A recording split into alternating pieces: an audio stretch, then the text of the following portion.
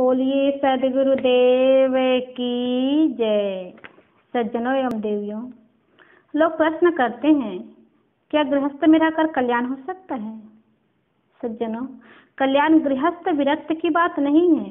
मोह माया का त्याग, वासनाओं की निवृत्ति और मृत्यु का हर क्षण स्मरण करने की बात है। विरक्त होकर भी मोह माया का त्याग नहीं है, वासनाओं की निवृत्ति नहीं है, कल्याण नहीं हो सकता। और इसी के त्याग के लिए माया से दूर होते हैं। और गृहस्थ होकर भी मन के मोह माया से दूर है, वासनाओं से मुक्त है और मौत का हर क्षण स्मरण करता है तो वह मुक्त है। पर गृहस्थ में रहकर यह काम बहुत कठिन होता है, क्योंकि गृहस्थ तो मोह माया की जड़ है। उसमें खून का संबंध होता है। स्त्री पुत्र से कितना मोह होता है, पुत्र के पुत्र से तो और ज्यादा, क्योंकि कहते हैं ना, बेटा मूल है तो बेटा का बेटा ब्याज है, और मूल से ज्यादा ब्याज से मोह होता है। सब चक्रवर्ती भरत नहीं हो सकते। चक्रवर्ती भरत के जीवन की एक घटना है। एक दिन उनसे किसी ने पूछा कि महाराज, मेरा मन कहता है कि यदि चक्रवर्ती भरत वैरागी है तो फिर महलों में क्यों रहते हैं, और यदि महलों में रहते हैं तो वैरागी कैसे? मेरा मन कहता है, यदि चक्रवर्ती वैरागी है तो रानियों के बीच में कैसे, और यदि रानियों के बीच में है तो फिर वैरागी कैसे? मेरा मन कहता है कि महाराज भरत वैरागी है तो तख्तो ताज के साथ क्यों, और यदि तख्तो ताज के साथ में है तो फिर वैरागी कैसे? क्या आपके मन में कोई पाप विकार और वासना नहीं आती? आप माया के मध्य किस तरह वैरागी है? चक्रवर्ती भरत ने कहा, विप्रदेव, तुम्हारी जिज्ञासा उचित है, तुम्हें इसका समाधान मिलेगा, लेकिन पहले तुम्हें एक आज्ञा का पालन करना होगा। जिज्ञासु ने कहा, कहिए महाराज, आज्ञा करें, हम तो आपके सेवक हैं और आपकी आज्ञा का पालन करना हमारा कर्तव्य है।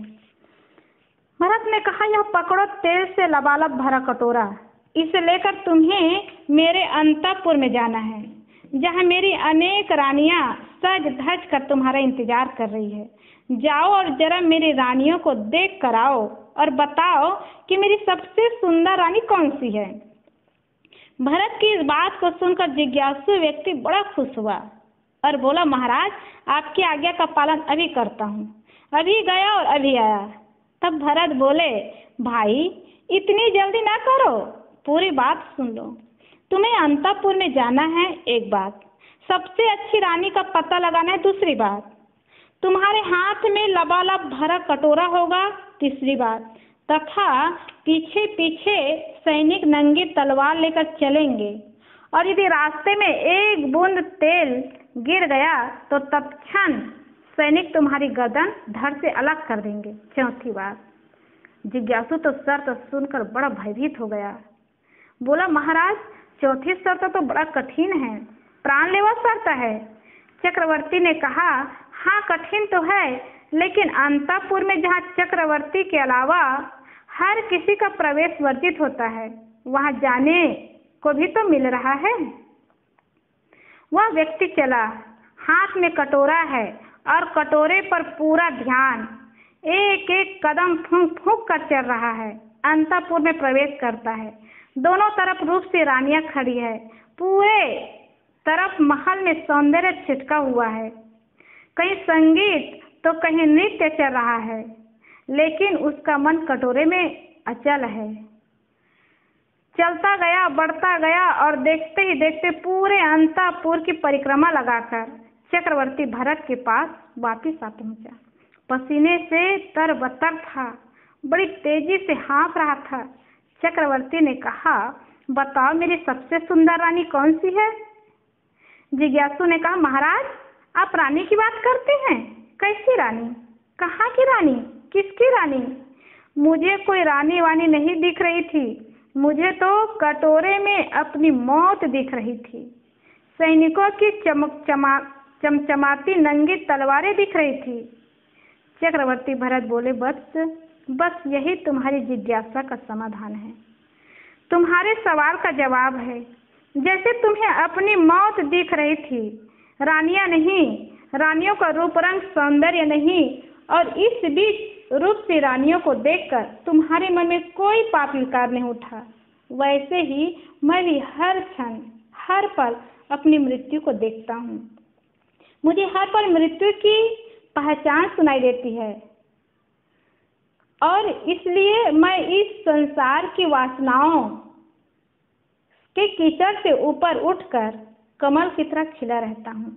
राग रंग में भी बैराग की चादर ओढ़े रहता हूँ। मैं मानता हूँ कि तख्त और ताज लेकर बैठा हूँ, रानियों के साथ उड़ता बैठता हूँ, राज्य की गतिविधियों को संचालित करता हूँ, लेकिन इन सभी कृत्यों को संपादित करते हुए हर पल मृत्यु के आने की आहट सुनता रहता हूँ, और इसलिए मेरा मन पाप और विकारों की गिरफ्त में नहीं आ पाता। माया मुझे प्रभावित नहीं कर पाती, और शायद लोग इसीलिए ही कहते हैं कि भरत जी घर में ही बैरागी।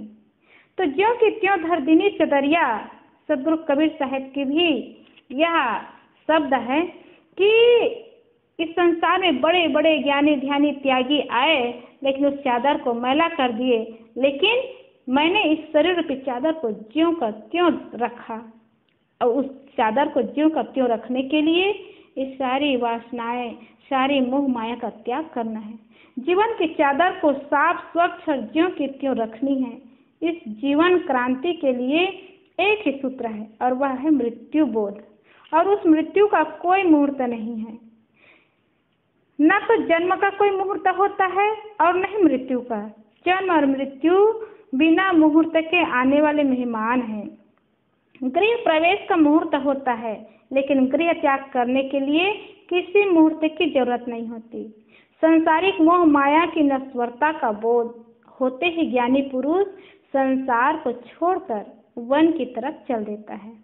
दुनिया का हर महापुरुष वन की तरफ क्यों गया? क्योंकि जीवन तो वन में ही बनता है। भवनों में तो जीवन सदा उजड़ता है। वन बनने की प्रयोगशाला है।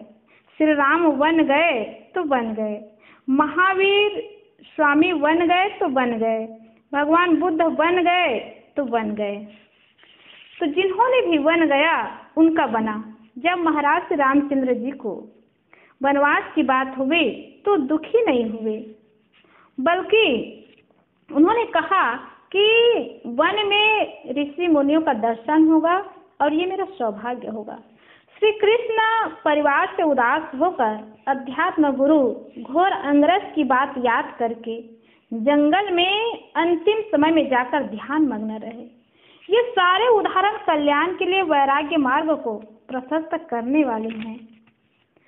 इस देश की संस्कृति और परंपरा तो यही कहती है कि जिन्हें भी अपने जीवन से प्यार था उन्होंने जीवन के अंत में वनों में जाकर आत्म साधना की है। ये महापुरुष बुद्धू नहीं थे जो पत्नी बच्चे राजपाट सब कुछ का त्याग करके वन में चले गए और ध्यान साधना तप में लग गए। हम सब भी बुद्ध बनने आते हैं और ये संसारिक मोह माया में पत्नी बच्चे धन संपत्ति में ही लग करके बुद्धू बन करके इस दुनिया से चले जाते हैं। घर को तपोवन बना करके प्रभु की आराधना भी करने वाले हुए। हमारे पूर्वजों ने 4 प्रकार का आश्रम बनाया। पहला ब्रह्मचर्य आश्रम, दूसरा गृहस्थ आश्रम, तीसरा वानप्रस्थ आश्रम और चौथा संन्यास आश्रम। वैसे ही पहले के बड़े बड़े राजे महाराजे हुए चारों आश्रमों में प्रवेश किए, तो अंतिम में संन्यास आश्रम में जाकर के वन में जाकर के अपने जीवन को साधना में बनाए, अपने जीवन को कल्याण में बनाए, अंतिम में सब कुछ का त्याग किए। तो ये आत्म साधना घर को तपोवन बना करके भी की जा सकती है, सारे मोह का त्याग करके। जिंदगी की संध्या भी तो आ रही है। जीवन का सूरज अस्त हो, काल उपहास करे, इससे पहले जीवन को सार्थक कर ले। क्योंकि सदगुरु कबीर ने कहा है, हद चले सो मानवा, बेहद चले सो सार। जो गृहस्थी मर्यादा में चले वो मानव है। और गृहस्थी मर्यादा क्या है? गृहस्थ में प्रवेश करने के बाद गृहस्थ को छोड़ना ही नहीं, ये नहीं है।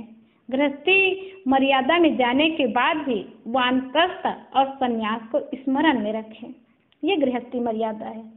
और बेहद चले सो साधु जो होते हैं गृहस्थी से तो दूर रह करके साधना और कल्याण का काम करने में ही लगते हैं।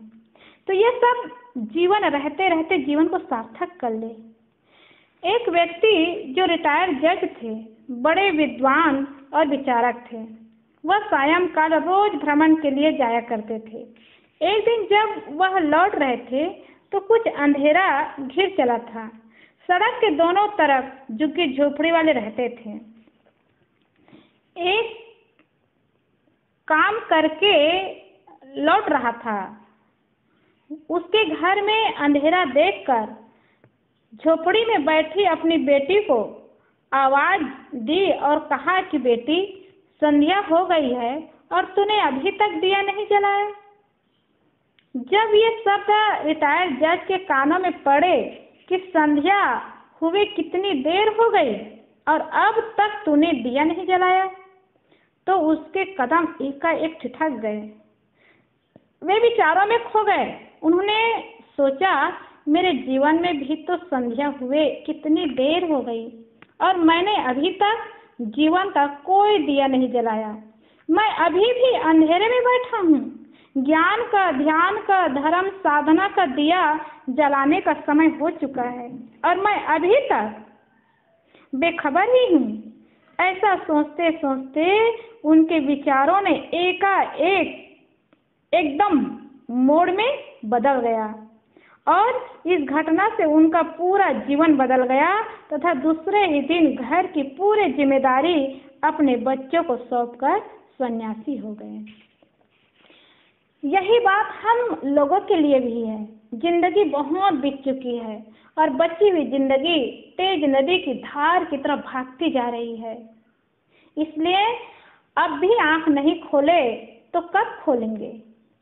आंखें हमेशा हमेशा के लिए बंद हो जाए, इससे पहले अपनी इन आंखों में सदगुरु नाम का काजल आंज ले, धर्म ध्यान का काजल आंज ले और सत्कर्म का काजल आंज ले, तो यही जीवन जीने की कला आ जाएगी, जीवन जीने की सीख आ जाएगी और इसी से जिंदगी निखर जाएगी, जिंदगी खुशहाल बन जाएगी और साधना वैराग में लगे रहेंगे तो जीवन कल्याण में हो जाएगा।